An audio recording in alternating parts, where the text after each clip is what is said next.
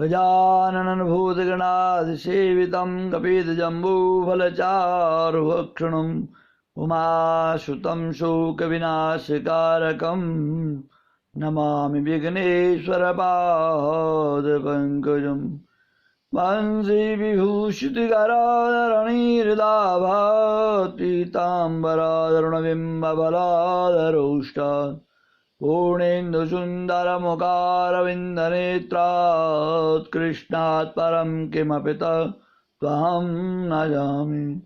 कृष्णाय वासुदेवाय हरये परमात्मने प्रणतक्लेशनाशाय गोविन्दाय नमो नमः।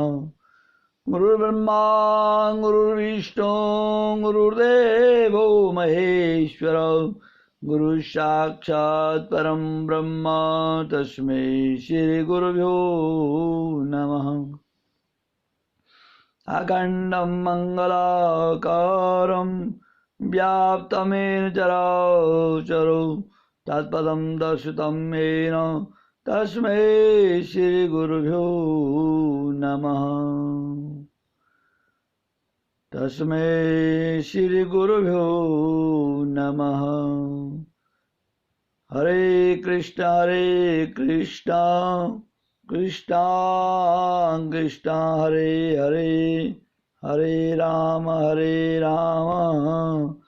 राम राम हरे हरे। श्री कृष्ण गोविंद हरे मुरारी हे नाथ नारायण वासुदेव हे नाथ नारायण वासुदेव हे नाथ नारायण वासुदेव। श्री कृष्ण गोविंद हरे मुरारी हे नाथ नारायण वासुदेव। बोले कार्तिक महात्म्य की जय, कार्तिक मास की जय, कृष्ण बलदेव की जय, सत्य सनातन धर्म की जय। जय जय श्री राधे, जय जय श्री राधे, जय जय श्री राधे श्याम। कार्तिक महात्म्य का आज 5वां अध्याय। आज 4 नवंबर 2020 दिन बुधवार और करवा चौथ का व्रत भी है। आज हमारी माता बहनें अपने सौभाग्य कामना के लिए, पति की दीर्घायु के लिए इस महान करवा चौथ व्रत रखती हैं। बड़ी श्रद्धा भाव विश्वास के साथ में करवा चौथ का व्रत रखा जाता है। आप सभी माता बहनों को, समस्त देशवासी विश्ववासियों को करवा चौथ की बहुत बहुत शुभकामनाएं, बधाइयाँ।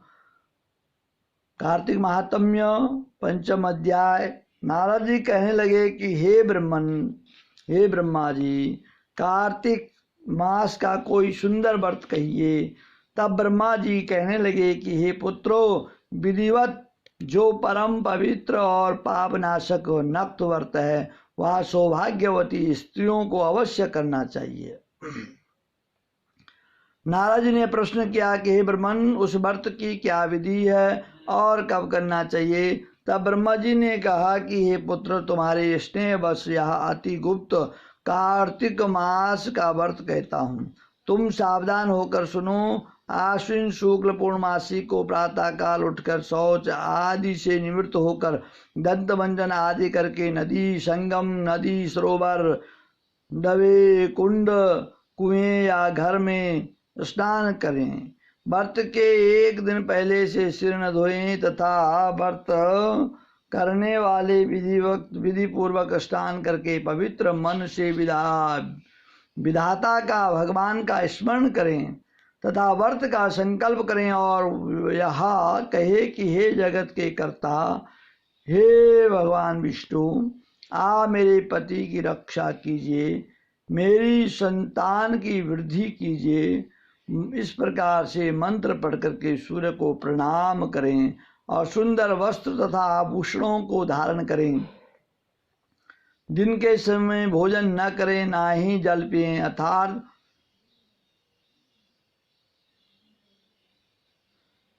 भजन आदि भजन कीर्तन के सारा दिन व्यतीत करें। ब्रह्मा जी कहने लगे कि हे पुत्र, सायंकाल को हमारा ब्रह्मा जी का पूजन चांदी के पात्र में दूध डालकर करें। सोना, चांदी, तांबा या मिट्टी के हमारी मूर्ति बनाएं, ब्रह्मा जी की मूर्ति बनवाएं। उसको लाल वस्त्र पहना करके विधिवत भगवान ब्रह्मा जी का पूजन करें। चांदी के पात्र में रखे हुए दूध को सोने की मंथनी से मथें। साथ ही आप प्रार्थना करें कि हे ब्रह्मा जी, मुझे भोग आदि के लिए गौ प्रदान करके मेरी संतति को बढ़ावें तथा मेरे पति को धन धान्य युक्त और चिरंजीव बनावें। संतति संतति का संबंध संतान से। शास्त्रों में संपत्ति का वर्णन नहीं आया, ध्यान रखना। शास्त्रों में संतान का वर्णन आया कि कितनी किसकी संतान है। जितनी ज़्यादा जिसकी संतान है उसको उतना संततिवान शास्त्रों में माना गया है। पर लेकिन कलयुग में उसका उल्टा कर दिया। संतान को महत्व नहीं दे रहे हैं, संपत्ति को महत्व दे रहे हैं। संपत्ति को महत्व दे रहे हैं, कितने फ्लैट, कितने मकान, कितने कारोबार। उल्टा कलयुग में हो गया। संतान को महत्व नहीं परंतु संपत्ति को बड़ा महत्व दे रहे हैं। जबकि शास्त्रों में संपत्ति का कहीं नाम नहीं आया, संपत्ति का कोई वर्णन नहीं आया, परंतु संतति का वर्णन आया। संतति का संबंध है संतान से। संतानें होनी चाहिए अच्छी, बुद्धिमान, संस्कारी और माता पिता को मानने वाले, माता पिता की सेवा करने वाले, माता पिता की आज्ञा का पालन करने वाली ऐसी संतान का वर्णन पुराणों में, शास्त्रों में आया है। कहा मेरी संतति और धन धान्य से परिपूर्ण करे। बहुत से दास दासियां गण प्रदान करो। उसके पश्चात ब्राह्मण को भोजन कराएं और कुल की वृद्धों जो बुजुर्ग हैं उनको स्वादिष्ट भोजन कराएं, उनको तृप्त करें। स्वयं भी तारों को देख करके भोजन करें। या आश्विन कृष्ण पूर्णमासी को ब्रह्मा जी का,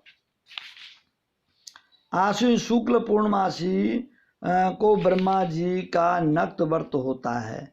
यह व्रत सब प्रकार के पापों का नाश करने वाला, समस्त कामनाओं का पूर्ण करने वाला तथा ज्ञानी पुरुषों को मुक्ति देने वाला होता है। भगवान जप तप तथा तीर्थ स्नान से इतने प्रसन्न नहीं होते जितने इस व्रत से प्रसन्न होते हैं।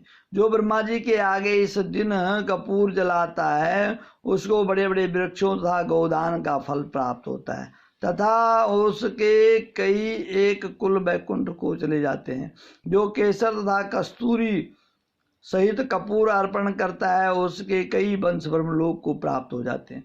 जो स्त्री इस दिन वस्त्र का दान करती है वह कपड़े के सूत्र के तारों की संख्या के बराबर करोड़ों वर्ष